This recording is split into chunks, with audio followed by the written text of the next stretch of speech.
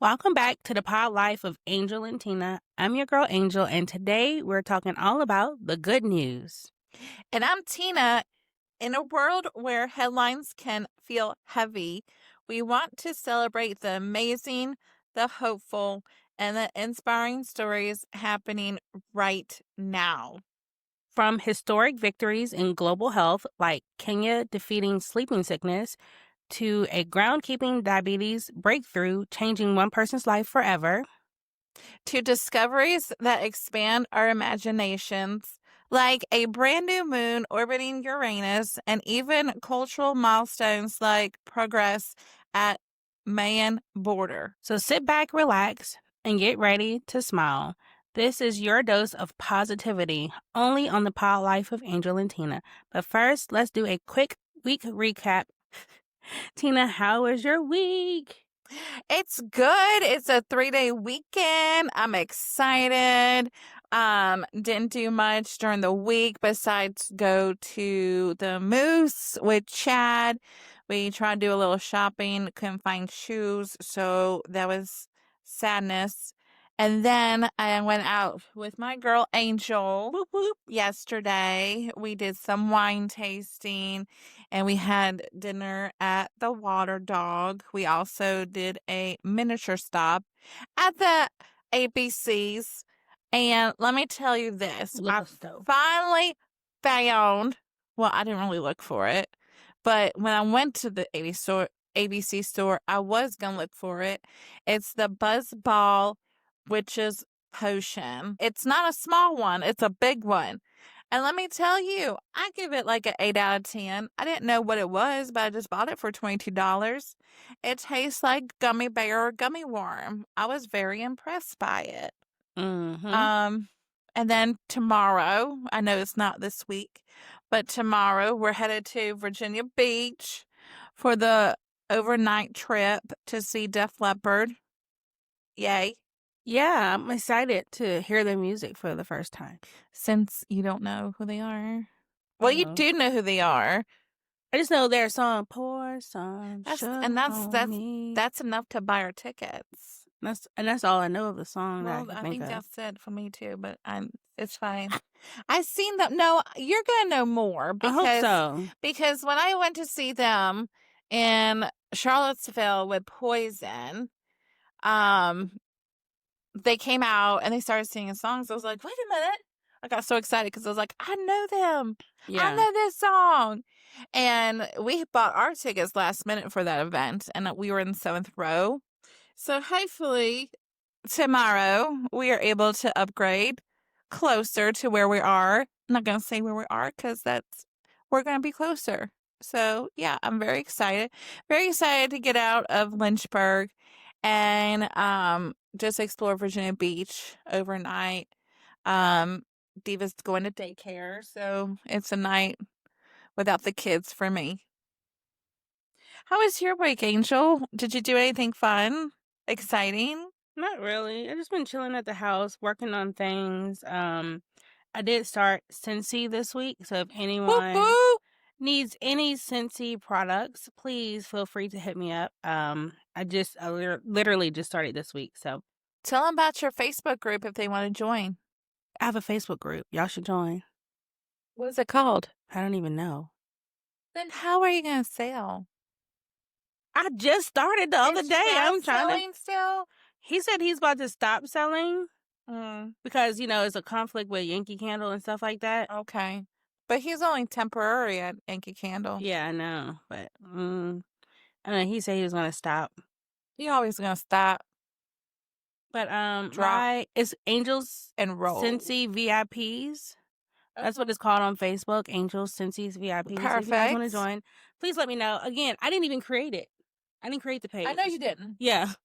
I know who created it. So I was working on it today. I wasn't even on the page. I was just trying to find things to post on the page, but I haven't really been on there much because my brain is like stumped. I just don't know what to post. Yeah. Well, you've had a lot, Yeah. So that's all I've been doing. I've been working on the interview that's coming up Monday this week that I have on the Live Lounge. On the Live Lounge, check it out on TikTok. What is your name on TikTok? Angel_on_air. Since she's always changing that shit. Yes. But yeah, so check Always me out. changing that shit. Next in the next month is gonna be totally different, but we'll keep you guys updated. Yeah, so just look for Angel. Just look for me. Just look for her. She's great. But that's all I've been doing. Beautiful. I changed my name this week because I wanted to do a name more towards what I do on TikTok, which is promoting like the podcast and the live lounge. So Angel on Air is kind of like a little podcast twisted name. Is it gonna stick? I'm hoping. That's my plan. I might take the underscores out, but that's about it. Like at this point, that's what I like so far. I like it.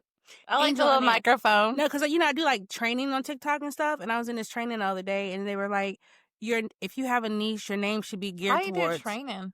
Girl, it's a whole lot. Yeah, I do training. You organize it or no? Like I go to other people's page that does trainings on TikTok. So if you have a niche, they say always try to make your name. That's just too much. Similar to what your niche is. So like you see people that have like the SHAM behind their name because they're stay-at-home moms.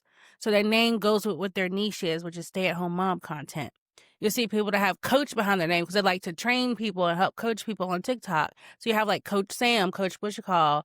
You have different people, so their name goes with what they do on TikTok. That just makes me sad because I've always been Sunshine Diva 85 on TikTok, but my niche is like my diamond art. Yeah. And I even developed a name for it. I'm not going to say it because y'all bitches are going to steal it. I'm just kidding. I love y'all. But then I would have to change it on everything. Yeah, like I mean, my Discord name.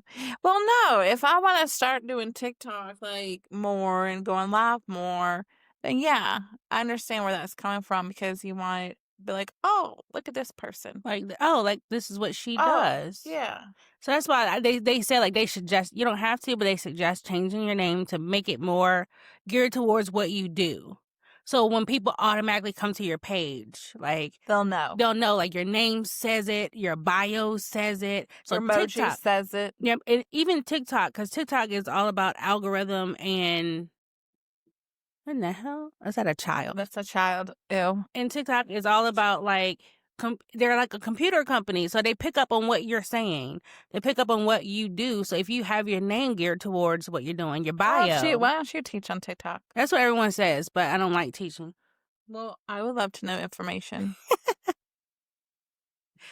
But yeah, so that's why I changed my name to try to make it more, but I wanted to make it fun too. I just want to put Angel Podcaster.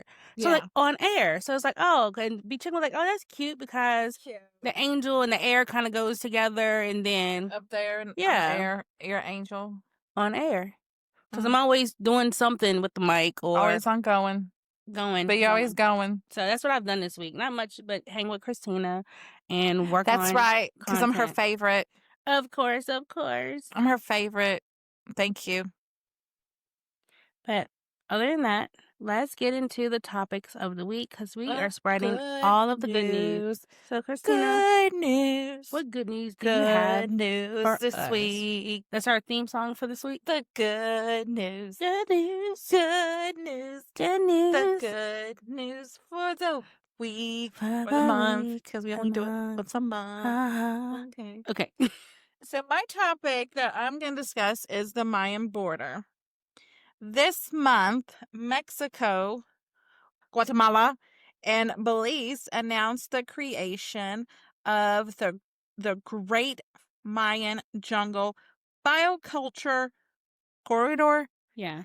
A massive cross-border nature reserve protecting over 14 million acres of rainforest, y'all. Wow. 14 million acres of the rainforest because they have all those animals up in there that needs protection. You can get rid of the anacondas though. We don't want those. But yeah, to put that in perspective, that's an area bigger than Switzerland. It's now the second largest protected nature reserve in the Americas after the Amazon. So you ask, why does this matter? Because the Mayan rainforest is bursting with life. It's home to around 7,000 species, Wow. including jaguars, scarlet macaws, and rare howler monkeys. I love the howler monkeys. Is that the one that you could adopt? The little baby ones? I don't know. I just know they're loud. They're like, oh, yeah, they just loud. I heard them. I went over into that part of the Americas, and you can hear the howler monkeys at night. Very cool. I don't like monkeys. They carry a lot of diseases. Anyway, many of these species are threatened, and some exist nowhere else on the earth. Not the continent, but the earth. But this forest isn't only about wildlife. It's also about culture. Indigenous Maya communities have lived here for centuries, practicing sustainable farming and traditions tied deeply to the land. What makes the corridor unique is that it doesn't just protect biodiversity, it also protects cultural diversity. Local and indigenous leaders will have a formal role in governing the corridor, making sure conversation and culture go hand in hand. Of course, this move comes at a critical time. The rainforest has been under pressure from illegal logging, cattle ranching, and organized crime. And big development projects like Mexico's Maya Train have raised concerns about environmental impacts. This agreement signals that the three countries are serious about cracking down on illegal activities and balancing development with conservation. To make it work, they're also expanding Mexico's Planting Life program, which pays farmers to plant trees into Guatemala and Belize. So it's not just about preserving what's left, but also regenerating land that's been damaged. Yes, there are challenges. There are going to be challenges like funding, enforcement, and political will. But in a world where so much rainforest is being lost, this is a powerful step in the opposite direction. Protection, restoration, and cooperation across borders. That's amazing. That's very interesting. I was very interested with that topic. Yeah. It's amazing that they're taking a step forward and trying to conserve not just the animals, but the like species that live there, but the culture as well. Yeah. Because it's very important to preserve both. Mm-hmm. Because a lot of times cultures get lost within changes. They do. So the fact that they're trying to make changes to preserve the culture is a wonderful step forward. Yeah, I can't wait to hear the development on that. Yeah. As it progresses. So, Angel, what about you? Well, I am going to be talking about Kenya defeats the sleeping sickness. Ooh, what's the sleeping sickness? So for decades, a silent killer lingered in the heart of Kenya. A deadly topical disease known as sleeping sickness, caused by the bite of the, and I'm going to say this wrong, tsetse fly. I want to say it's tsetse fly. Tsetse. I'm going to say tsetse fly. Tsetse. Google it, y'all. It's fine. Right. It's Tsetse, tsetse. It was a disease that stole people's lives slowly and painfully. At first, the symptoms looked very small, like a fever or headache and fatigue. But then came confusion, memory loss, and uncontrollable need to sleep until finally the body would no longer fight. Entire communities lived under its shadow, never knowing who might be struck next. Families watched Loved ones fade away, powerless to stop it. But Kenya never gave up. After years, doctors and nurses walked miles to reach remote villages, carrying medicine and hope. Scientists worked tirelessly to control the tsetse fly, studying its pattern and finding ways to break the chain of infection. Local leaders and teachers spread awareness, teaching children how to protect themselves and their families. And most importantly, communities stood strong, caring for one another, refusing to be defined by this disease. It wasn't easy. The fight stretched across decades. There were setbacks, moments of doubt, and times when progress felt painfully slow. But the work never stopped. And step by step, village by village, Kenya pushed sleeping sickness out of its borders. And now, for the first time in living memory, a nation can breathe a sigh of relief. Sleeping sickness has been officially eliminated from Kenya. That's amazing, y'all. Even though I have difficult sleep every day. But that's amazing. There might be that fly over here, y'all. She said it might be over here. That fly, yes, because I have such a horrible time sleeping. No, the fly causes you to sleep and sleep and sleep, and then you die. Oh, just kidding. I thought it prevented you from No, sleeping. it's the sleeping sickness. You just sleep. Like your body gives to the point where you just... Oh, just kidding, y'all. You sleep. Just kidding. I zoned out for a hot minute. This is more than a medical victory. It's a story of resilience, unity, and hope. Farmers can work their fields without fear. Children can grow up free from disease that haunted their parents. Families can dream again, knowing that this shadow is gone forever. As one doctor who spent her life treating patients said, this is not just the end of an illness, it's the beginning of a new chapter for Kenya. Kenya's triumph is a reminder to the world. Even when the deadliest disease can be defeated, when science, persistence, and strength of a community come together. Yeah, go Kenya.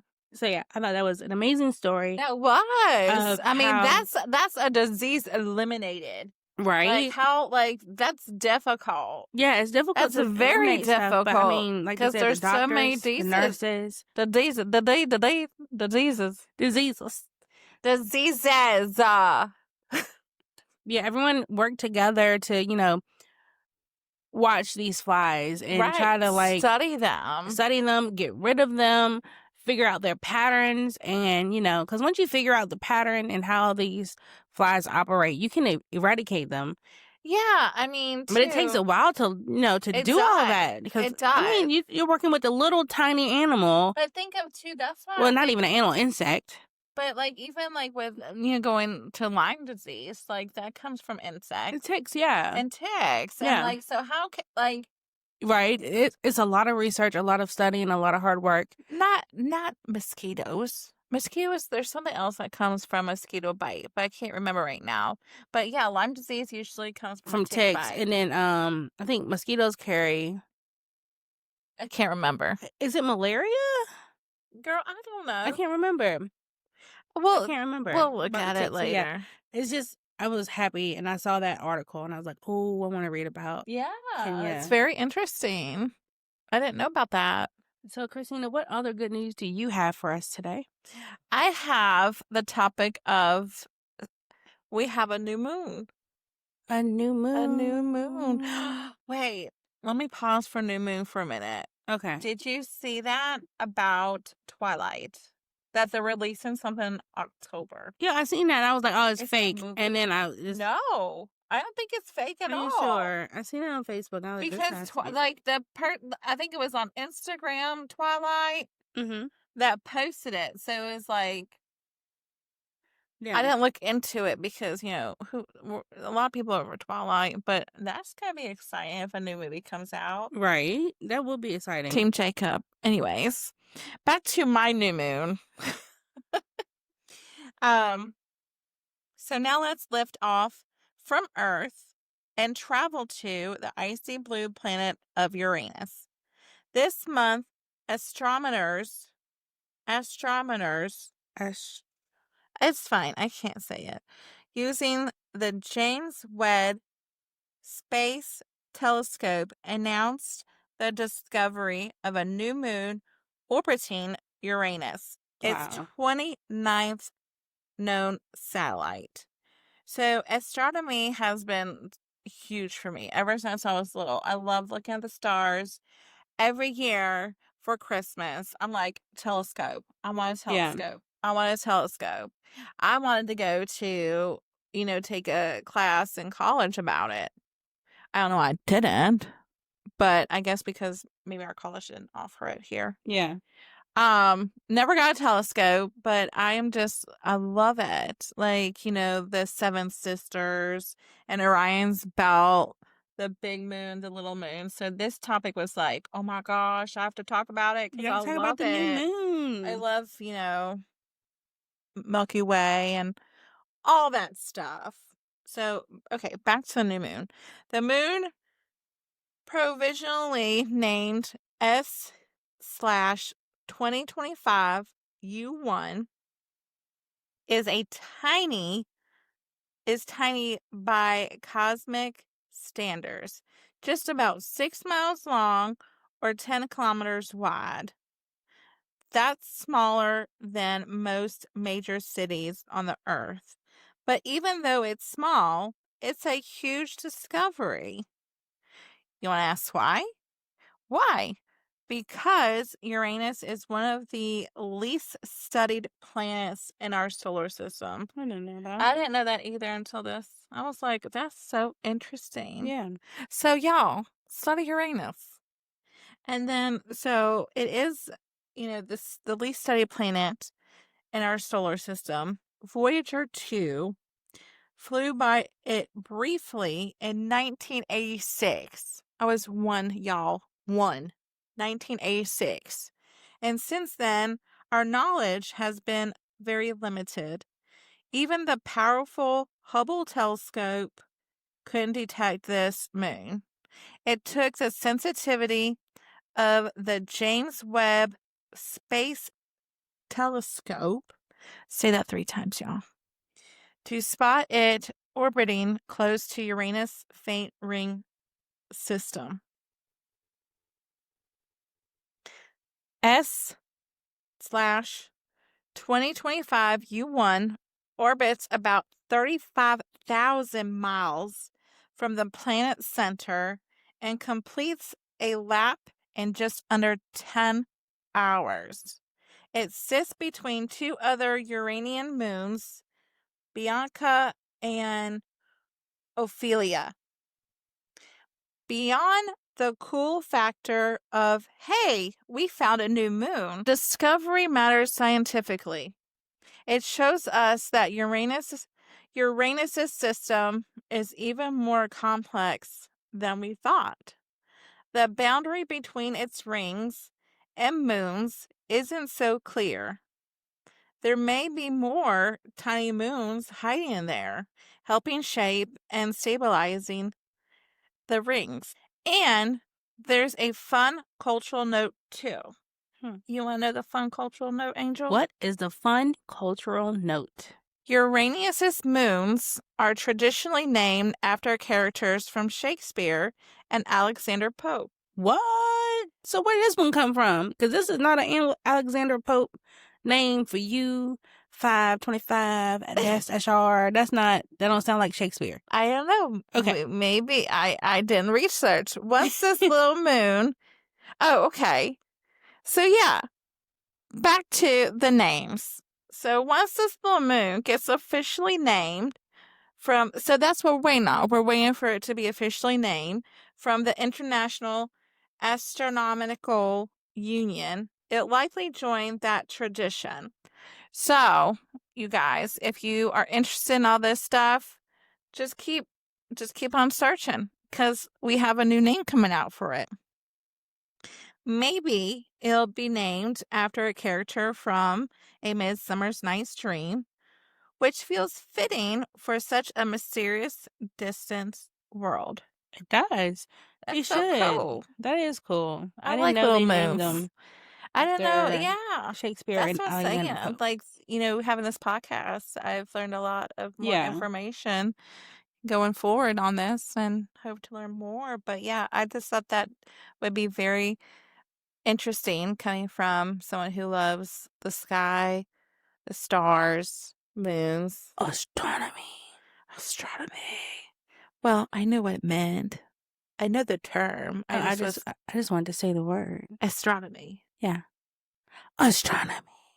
There you go. So, Angel, what's the last topic you have for us? I discovered a Not breakthrough. topic. Oh, excuse me. I'm sorry. Not topic, but good news.